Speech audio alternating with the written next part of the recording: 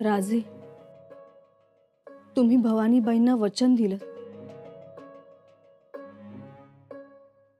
हो दिलं. का दिलं? त्यांनी हट्ट केला म्हणून दिलं. दिलं वचन पाळाल.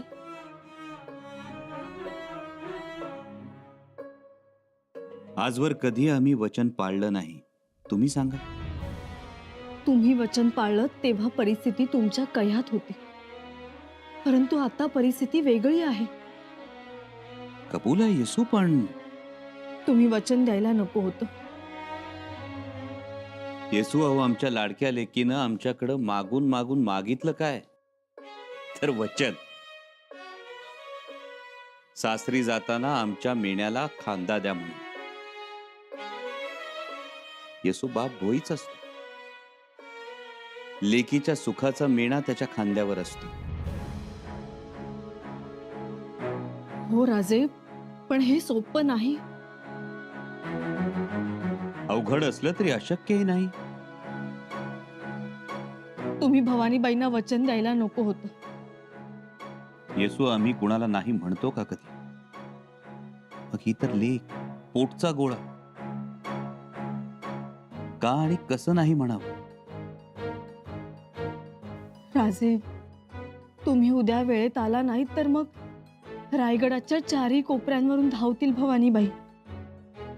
तुम्ही कुठं दिसताय का हे बघण्यासाठी टाचा उंच करून बघतील. हो येसू, मुलगी खूप हळवी असते बापासाठी. आणि बाप बाप कसा असतो?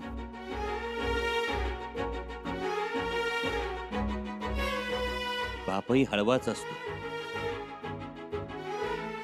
आपल्या लेकीसाठी तो आपला आत्मा गहाण ठेवतो. त्या बदल्यात त्याला त्या देवरूपी सावकाराकडून लेकीचं सुख हवं असतं, तिचं हसणं हवं असतं. आम्ही वचन दिलं ते त्यासाठी. आम्ही येईपर्यंत आमच्या भवानीबाईंच्या लग्नाचा प्रत्येक सोहळा साजरा व्हावा म्हणून. राजे, आम्हाला तुमचं सगळं मान्य आहे, परंतु भवानीबाई खूप वाट बघते आणि मग ऐन वेळी त्यांना समजावणं कठीण होईल.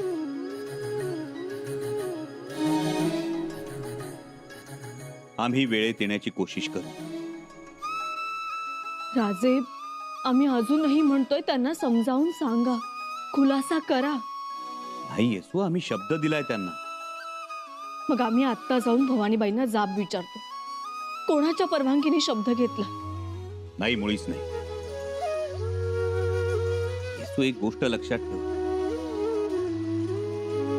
आकाश पाहण्यासाठी पाहणाराला कोणाची परवानगी लागत नाही की कुणी त्याला हुकूम करावा लागत नाही.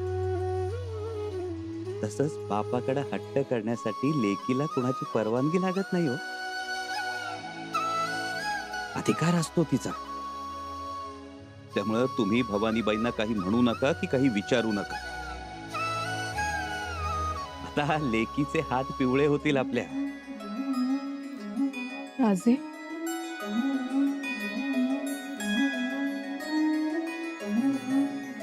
येसू, वचन देण्यापूर्वी आम्ही भवानीबाईंच्या डोळ्यात पाहिलं. आर्जवाचा दर्या उसळला होता. नाही नकार देऊ शकलो आम्ही त्यांना. अशक्य वाटत असतानाही वचन देऊन मोकळे झालो. आता जगदीश्वराला काळजी.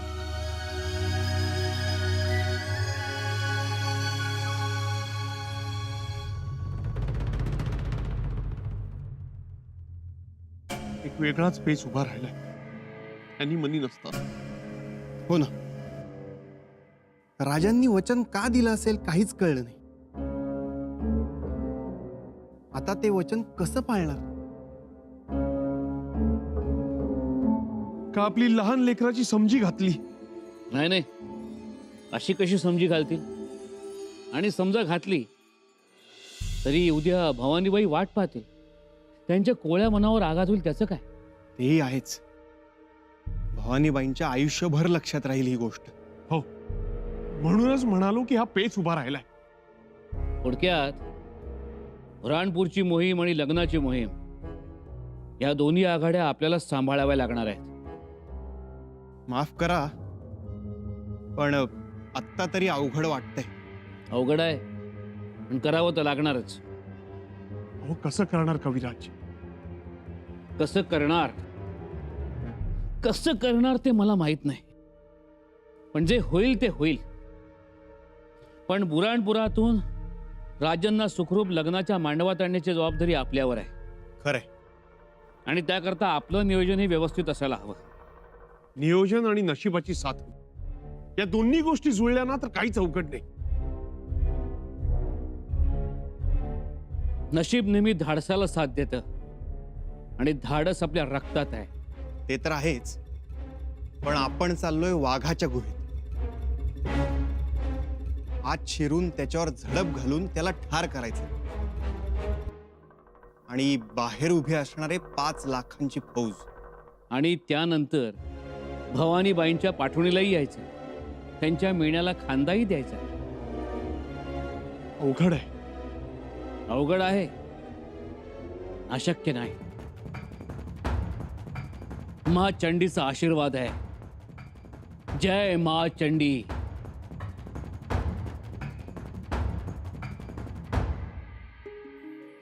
या.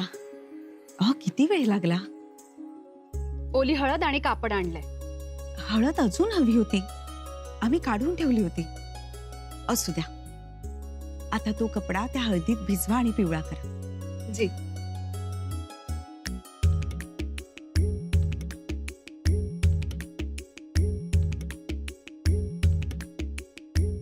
अंबिकाबाई, यसुबाई कुठे आहेत? मुहूर्तमेढ आणायला इतका उशीर? ही घ्या मुहूर्तमेढ.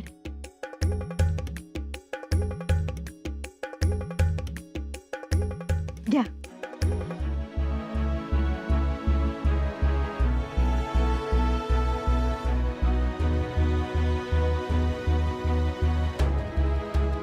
आणले सगळे जिन्नस?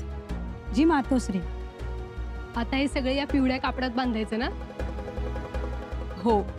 वरबाई, आता तुम्हीच पुरचुंडी बांधा. दे.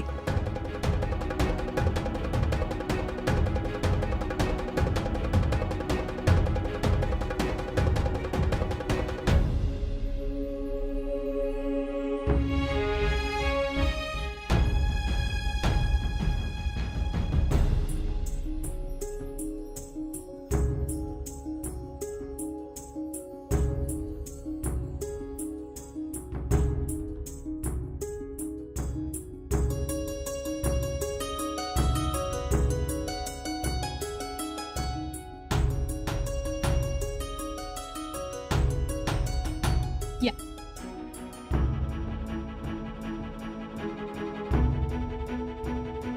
सर्व तयारी झाली, राजांना बोलवा.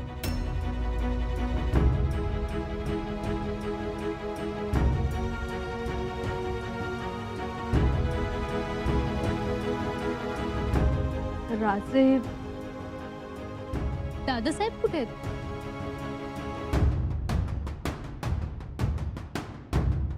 राजे असतील इथेच कुठेतरी. बोलवा लवकर. आणि ज्यांचं मुहूर्त मेढीसाठी नाव आलंय त्या पाहुण्यालाही बोलवा. ते पाहुणे आहेत इथेच, आता फक्त राजेच. सुनबाई, बघा कुठे आहेत ते राजे. आम्ही जाऊ, दादासाहेबांना घेऊनच येतो. नाही, नको. आम्ही घेऊन येतो दादासाहेबांना. आलोच. आता राजे आसपासच असले पाहिजे. आजपासून रोज कार्यक्रम विधी असणार आहेत 12 दिवसांपर्यंत. 12व्या दिवशी मंगलविवाह. आता सुरुवातीपासून घाणा भरणं, हळद, देवक बसवणं, सीमंत पूजन, व्याही भेट, नवरदेवाचे स्वागत, नैवेद्य, हे सर्व विधी प्रत्येक दिवशी होणार आहे. प्रत्येक दिवस महत्वाचा.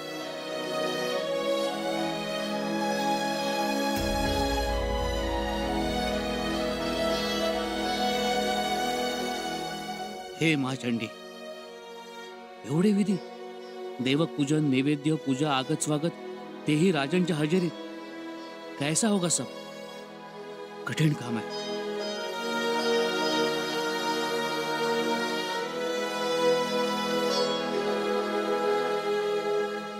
आलू चांग.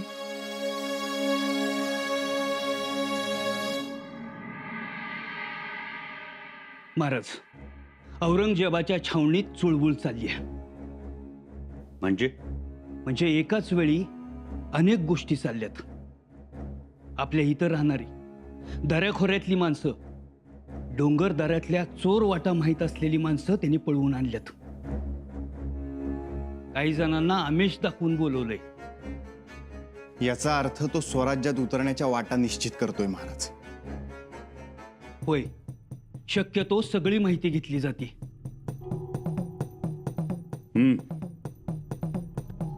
याचा अर्थ एकच, औरंगजेब निघण्याच्या तयारीत आहे.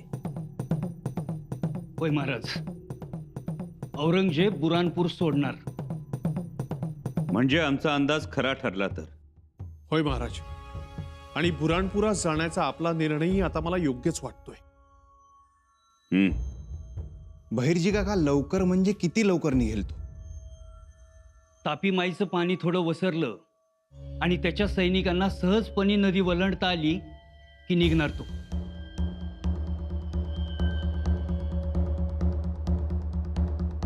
पण त्याने नदीचे उतार हेरून ठेवले असणारच. होय, शिवाय नदी पार करण्यासाठी लागणाऱ्या होड्या, नावा त्याच्याकडे आहेत त्या. आणि आता त्याची डागडुजी सुरू झाली. याचा अर्थ आपल्याला घाई करावी लागणार. होय, शिवाय आता पाऊस काळ थांबल्यामुळं सगळ्याच नद्यांचं पाणी झपाट्यानं वसरायला लागलंय. त्यामुळे एकूणच त्याची धावपळ, लगबग आणि मसलती बघता तो 2 दिवसात बी निघू शकतो. कदाचित 8-15 दिवसात बी निघल.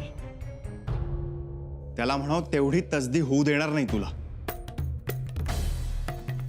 हो, येतोय म्हणाव बुराणपुरातच. होय महाराज, पण लवकरात लवकर गेलं तर फायदा होईल. तसं असेल तर आम्ही आजच निघतो. आज राजन, आज कसं निघणार? मुहूर्तमेढ पूजन करायचं. मुहूर्तमेढ? जी राजन, इतक्यात बुलावा येईल. एवढंच नाही राजन, रोहित सांगत होते मुहूर्तमेढ पूजन झाल्यावरती घाणा भरणं, देवदेवक बसवायचे, सीमांत पूजन, व्याही भेट, अनेक अनेक विधी आहेत हर रोज. महाराज, आता हो कसं बाहेर पडणार?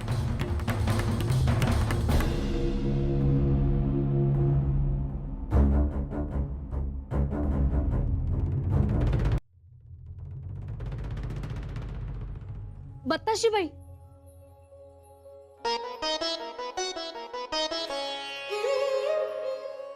वहिनीसा, तुम्ही नका जाऊ. का? काय झालं?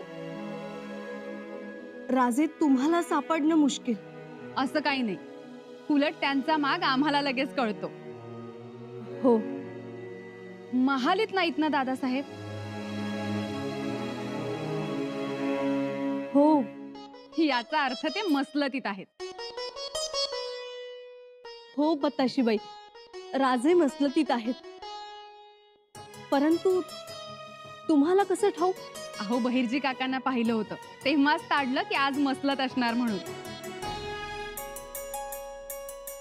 राजे मसलतीत आहेत. आणि तुम्ही जाऊ दिलं. मुहूर्तमेढ रोवायचे आहे हे माहित असताना सुद्धा मसलती करूच कशा देता तुम्ही? बत्ताशीबाई, अहो गोष्टी महत्वाच्या असतात ना. कसल्या महत्वाच्या गोष्टी? आणि कोणती गोष्ट महत्वाची नाही?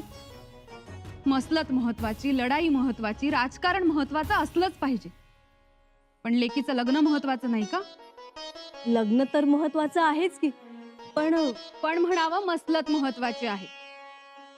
काय आईबाप आहात? आहे काही काळजी? आणि लग्न काढलंय लेकीचं. अहो माणसं खोळंबली आहेत मुहूर्तमेढ रोवायला आणि बाप कुठे आहे तर मसलतीत.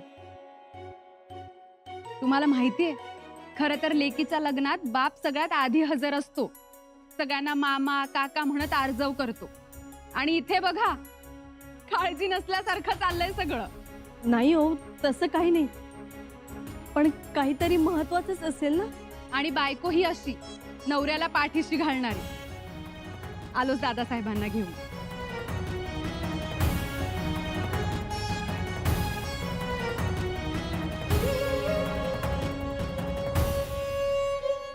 राजे आजच निघायचं? होय, आजच निघावं लागेल, कारण उशीर झाला तर जाऊन उपयोग होणार नाही. बर्जी काका, तुम्हाला काय वाटतं? आम्ही आजच निघालो तर तुमची काही अडचण? अजिबात नाही. मी समध्या तयारीत आहे महाराज. तुम्ही जर आज निघाला तर मी आत्ताच निघेल. ठरल्याप्रमाणे बुरानपुरात भेटू. ठीक आहे. आणि रस्त्यात आपली माणसं खबरदार आहेतच. उत्तम. बैरजी काका, भवानीबाईंच्या लग्नाची खबर बुऱ्हाणपुरात पोहोचली आहे? होय महाराज, औरंगजेबाच्या कानापर्यंत ही खबर पोहोचलेली आहे. म्हणजे रायगडावरती लगीन सोहळा सुरू आहे, त्यामुळं सगळे मानकरी सरदार युवराजनीच्या लग्नाला हजर राहणार आहेत असं सगळीकडे पसरवलंय. बैरजी काका, आमच्या मनातल्या गोष्टी तुम्ही अगोदरच करून टाकता. थोरल्या महाराजांची शिकवण आहे. म्हणजे आपण गाफील असणार हे गृहीत धरून औरंगजेब स्वराज्यात घुसखोरी करण्याचा प्रयत्न करणार. औरंगजेब आपला घात करेल त्याआधीच त्याच्यावर झडप घालायची. राजे आम्ही तयार आहोत. आता वेळ दौडायला नको. कविराज, तुम्ही लगेच भांबावून जाऊ नका. राजन, आम्ही भांबावून नाही गेलो, आम्ही फक्त आपल्याला सावध केलं. आज आमच्यापर्यंत पोहोचला, पण उद्या आम्ही गडावर नसू तेव्हा काय कराल? कुठं धावाल? राजन, कविराज, तुम्हाला एक बाजू जबाबदारीनं सावरून धरायची. आम्ही गडावर नसू तेव्हा विचारणा होईल, त्या विचारणेला शिताफीनं बगल द्यायची. आमचा ठाव ठिकाणा कोणालाही समजता कामा नये. जी राजन. आणि कविराज, आमची चिंता करू नका. आम्ही औरंगजेबाचं मस्तक मारणार हे निश्चित. राणीमाशी गायब, आग्या मोहोळ गायब. ठरलं? ठरलं राजे.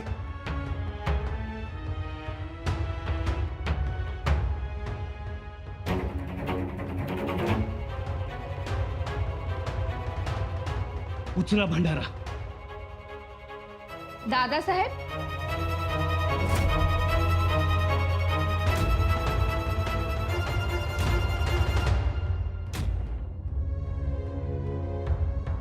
अहो काय हे दादासाहेब, तिकडे लेकीच्या लग्नाचे विधी सुरू झाले आणि तुमची मसलत चालली आहे.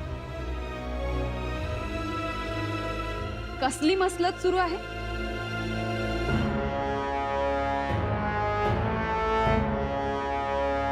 मसलत? हे लग्नाचीच मसलत. अगं बाई, म्हणजे सगळ्या गोष्टी अगदी ठरवून करणार तर. हो तर, ठरवूनच करायला हव्यात. दळलेली हळद इकडे कोणी आणली? अहो हळद तिकडे हवी आहे कापड पिवळं करण्यासाठी. द्या बरं इकडे हळद आणि चला तुम्ही.